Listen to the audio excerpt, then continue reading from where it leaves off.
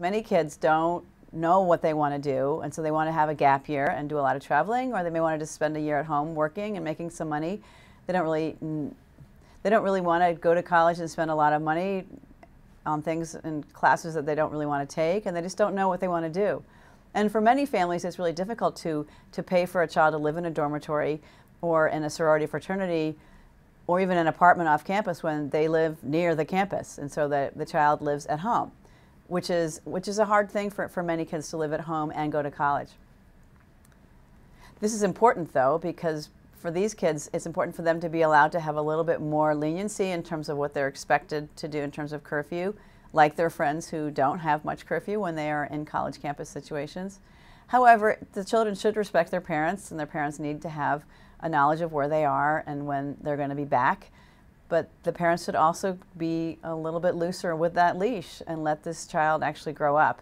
Expectations should be established ahead of time. Use your healthcare providers to help navigate that. Sometimes the kids can have an ally or advocate with their healthcare provider, like an adolescent medicine provider like we are, or their primary care provider, to help talk to their parents about making sure that the child has some autonomy and some trust so that they will not break rules unknowingly, but also for kids to be aware that their parents are concerned and they want to make sure that their child is in the best, with the best people that are going to take care of them even though they're not at their home.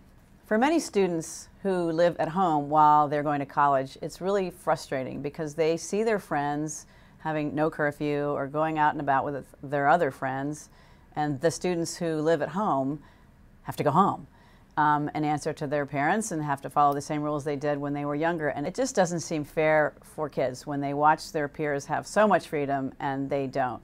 Not that children are that resentful or angry at their parents for having them live at home. I mean, for most kids who live at home, they get it. It's financial.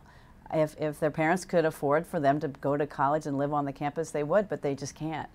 And they learn at a very young age what many people never learn, which is to accept what you have, be grateful for what it is, and probably in the long run you're better off, but in the short run it really stinks.